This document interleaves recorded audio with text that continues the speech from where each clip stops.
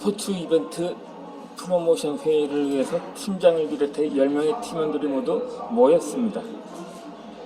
회의 내용을 살짝 엿들어보면 역시 모두 가명으로 처리를 했습니다. 그러니까는 이임작 팀장 말, 내가 오늘 회의를 하는 이유는 이벤트 프로모션에 대해서 여러 사람의 아이디어를 받기 위해서야. 그러니까 자유롭게 아이디어를 개진하면 좋겠어. 좋은 아이디어 가지고 있는 사람 없나? 내가 생각하는 것도 있는데 먼저 자네들 생각이 듣고 싶어서 땡땡땡땡. 그러죠? 이 조천 대리가 답하기를 이 여름 휴가를 겨냥해 우리 제품 구매 시 스크래치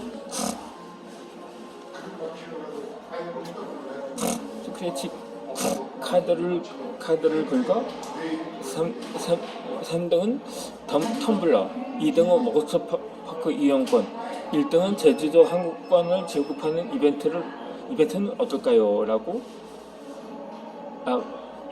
대모자 이미다 팀장은 여름을 겨냥한 건 더 좋은데 예산이 많이 들 것 같고 이번 이벤트 콘테스트하고는 맞지 않은 것 같다고 말을 하자 이에 제3자인 박경기 대리가 나서서 제작업체의 의뢰해서 요즘 젊은 친구들에게 인기 있는 우리 회사 유리잔을 살짝 반영하고 이번 이벤트 로고 박아서 50,000원 이상 주문하는 손님에게 경품을 지급하는 것은 어떨까요? 이미다 팀장이 대묻기를 괜찮은 것 같은데 잔 모양은 미국 본사 가이드라인이 있어서 변형을 컨펌받는 게 시간이 많이 걸리고 복잡할 것 같다. 그러자 최성실 사원은 우리 신상품이 잘 팔리는 매장 중에 스크린이 있는 매장을 통해서 한시적으로 그 매장 관련 홍보물을 제작해주는 것은 어떨까요?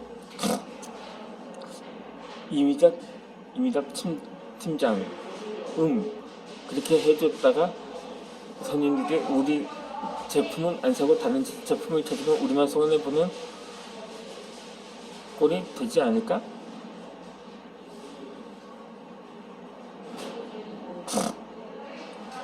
이에 최성실 사원이 그런 판매 담보 물량업체와 약속해서 진행하는 것은 어떨까요? 라고 질문하면 이미다 팀장이 대답하면 업주 입장에서는 그런 부담을 지고 싶진 않을 것 같네. 내가 생각해 본 건 우리 브랜드하고 이벤트 로고가 바뀐 스포츠 가방 정책인데 어때? 괜찮나? 요즘 사람들 운동 많이 하니까. 문지원 대리 예산은 많이 안 들 것 같은데 너무 남소틱한 방송 같네요. 이미담 팀장 요즘 여자들도 운동 많이 하니까 괜찮을 것 같은데 이 신세대 과장 스포츠를 즐기는 사람들에게만 한정된 제품인 것 같다는 느낌이 듭니다. 팀장님. 이미답 팀장 본격적으로 운동하는 시즌이니까 실제로 운동을 좋아하는 사람들이 매장에 찾아오지 않을까? 결국 이벤트 경품은 원래 팀장이 생각하던 스포츠 가방으로 전해졌습니다. 이견을 낼 때마다 팀장에게는 모두 안 되는 이유가 있다는 게 신기합니다. 무엇보다 예산이나 가이드라인 같은 정보가 미리 주어졌다면 의견을 내는데 효율적이지 않았을까 아쉽습니다. 결국 팀원들은 짜증이 확 밀려옵니다. 도대체 뭐하러 10명이나 모여 시간을 소비하며 회의를 해내지 허탈할 것입니다.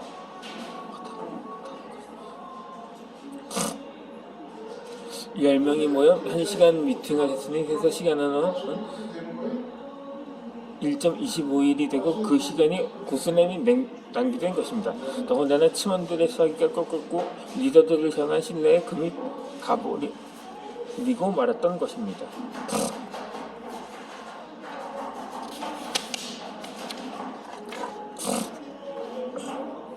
그러니까 이 신사들이 답장론을 외치는 이유 중에 하나가 팀원들이 부지런히 의견을 냈지만 결국 팀장의 의견이 셀프 퇴책이 되었던 것입니다. 물론 여러 가지 의견이 있어도 하나를 택해야 하는 상황이었습니다. 경험이 많은 팀장의 의견이 더 좋을 수도 있습니다. 하지만 젊은 층을 대상으로 하는 이벤트 프로모션인 만큼 젊은 직원들의 의견이 더 가치 있어 보입니다. 대화의 흐름을 살펴보는 팀장은 직원들이 어떤 의견을 내도 모두 안 될 이유를 가지고 있었던 거죠. 그렇게 이런저런 이유로 의견이 묵살되면 직원들의 머릿속에 이런 생각이 들기 시작합니다. 이 미팅의 유식행위였구나 라고 말입니다.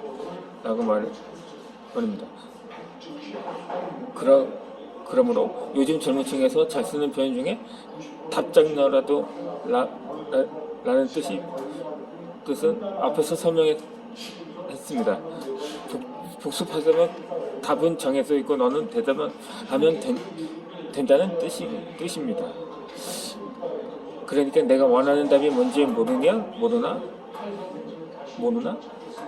그 답을 해줘. 네 생각 말고. 이렇게 작성해선 오히려 기성세대 리더들이 진짜 외치고 있는 것입니다. 직원이 좀 부족하거나 엉뚱한 의견을 제시하면 리더는 본능적으로 어떤 행동을 할까요?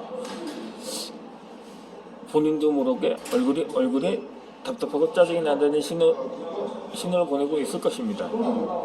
이런 상황이 반복된다면 직원은 어차피 걔는 본인 뜻대로 할 거면서 뭐하러 미팅을 하는 거야 생각하면 됩니다. 의욕이 넘치면 직원이 언제부터인가 상사가 좋아할 만한 답만 찾으라고 고민하기 시작합니다. 이를테면 지난번에도 우리 팀장이 이렇게 말했지. 그렇지. 이런 방식을 선했지. 내내 이런 생각만 머릿속에 맴도는 것입니다. 따라서 젊은 직원들을 믿지 못하는 회사는 미래가 없습니다. 대표나 임원이 주도적으로 이끌던 회사는 우리의 기억 속에 하나둘씩 사라져 갔습니다. 살아남았다 해서 그저 숨만 쉬고 있는 형국입니다.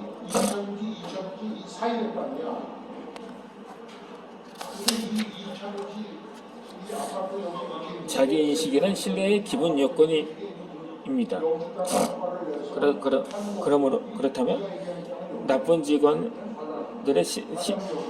10종 세트를 열거해 보도록 하겠습니다. 우리는 직장 생활을 하면서 수많은 리더를 만납니다. 스승이 되는 리더를 만나는 행운도 있고 내게 치명적인 해를 가하는 리더를 만나는 불행도 있습니다. 그저 스쳐가는 리더도 있고 오랫동안 기억에서 지워지지 않는 리더도 있습니다. 리더 때문에 상처를 받기도 하지만 리더 덕분에 치유되기도 합니다. 이것은 우리의 삶이 아닌가 싶습니다. 좋은 리더를 만나고 좋은 리더가 되고 싶은 열명은 우리 마음속에 늘 공존하기 때문입니다. 그렇다면 리더에 갇히면서 피하고 싶은 부하들은 어떤 유형일까요? 어떤 부하들은 리더에서 상처를 입히고 스트레스를 높일까요?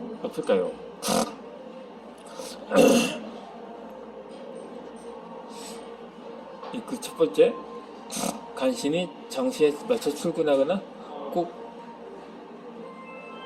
2분에서 3분 정도 지각하는 직원입니다. 두 번째로 똑같은 사고를 반복하는 직원이 있습니다. 세 번째로 내 지시를 잘 이해하지 못하는 직원. 네 번째는 틈만 나면 자리에서 인터넷으로 쇼핑하는 직원. 다섯 번째, 말끝마다 대꾸하는 직원. 여섯 번째, 자기인식이 결여된 직원. 일곱 번째, 공용 냉장고에 자기 건강 음료만 가득 채워놓는 직원. 여덟 번째, 회식하자고 하면 꼭 한두 달 전부터 잡아놓은 중요한 약속이 있다고 말하는 직원. 아홉 번째, 재택근무 시 전화하면 외부에 잠깐 나와 있다고 말하는 직원. 열 번째, 누군가 뒷담화하고 온 직원입니다.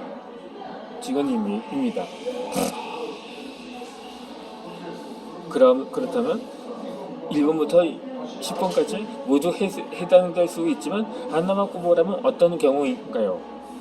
아마도 상당수가 6번을 지목할 것입니다. 자기가 누구인지 잘 모르는 사람과 같은 공간에서 지내야 할 때, 특히 직장에서는 그 사람을 보는 것마저도 스트레스가 됩니다.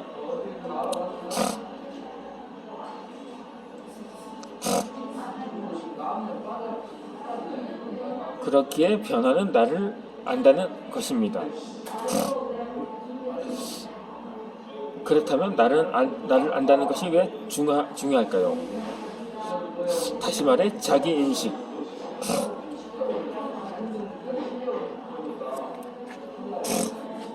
인식은 왜 중요한가요?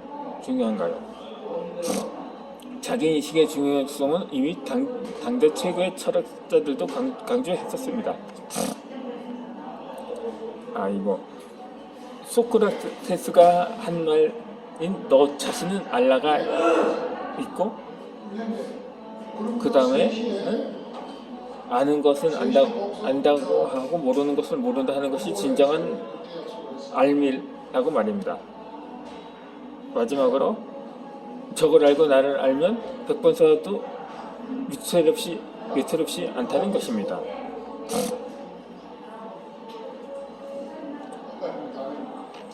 팀을 이끄는 리더라면 인사국가 시즌이 돌아오는 것이 늘 불편합니다.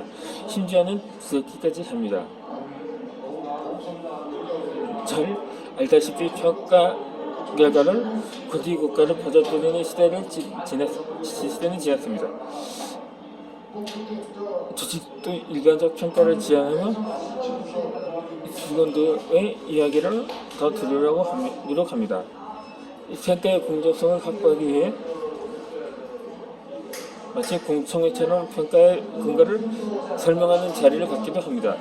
인사국가에서 가장 어려운 대상이 누구인가 구성원들에게 물으면 답변은 한결같습니다. 바로 자기인식이 걸려된 사람입니다. 리더가 이번 직원에게 낮은 평가를 주면 확실한 근거가 있어서 근저항에 직면합니다. 이런 유형의 특징은 대체로 다음과 같습니다.